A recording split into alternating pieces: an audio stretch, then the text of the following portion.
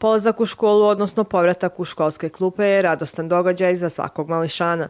Vlada Republike Srpske će i ove godine obezbijediti besplatne udžbenike za prvačiće i učenike drugog razreda, dok će kupovina svih ostalih pomagala, ruksaka, svesaka, olovaka, bojica i pernica ići na teret roditeljskog budžeta.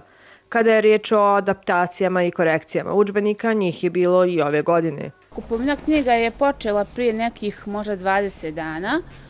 Roditelji intenzivno dolaze, neki se raspituju, mnogi kupuju. Tako da su otprilike svi isplanirali da je ovo vrijeme da se kupuju udžbenici.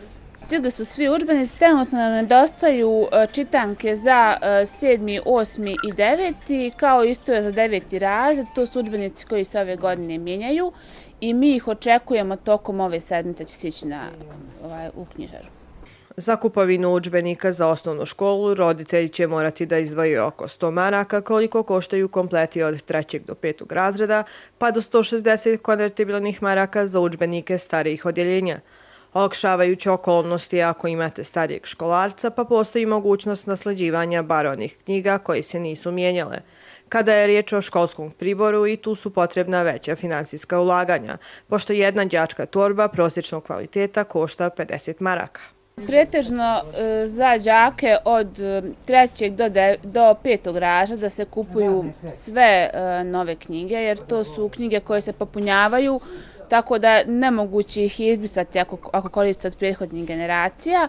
Dok za djecu od 6. do 9. pa otprilike pa nekih 50% znači da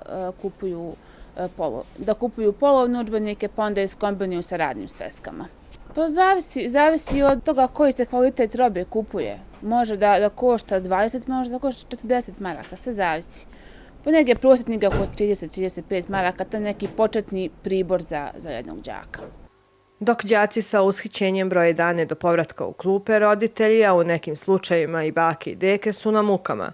Za opremanje jednog školarca treba nekoliko stotina maraka, a prosječna porodica koja školuje dvoje djece morat će izdvojiti znatno veći iznos. Da li su udžbenici za opremanje školarca skupi? Koliko novca je potrebno da se jedan školarac opremi za početak školske godine? Pa, nismo još bili u knjižarama da vidimo, ali mislim da su skupi, pošto imamo 2 školarca, imamo jednu još mlađu ćerkicu. Pa da vam kažem, za ovaj naš budžet jeste. A da je baš preskupo, pa i nije toliko. Jeste skupo s obzirom na naš standard i na naše primanja roditelja i na osnovu toga što ima dosta roditelja koji ne rade uopšte. Ali mislim također da ima još drugih nedostataka da tjeraju ljude da kupuju nove udžbenike, na primjer izdaju novi udžbenik gdje se samo korice promijenjene i par sličica unutra i onda kao mora novi udžbenik da ih skupi. Znači to je dodatni problem na sve ovo što ima. Koliko treba novca da se opremi jedan prosječan školarac? Knjige, torba, pribor?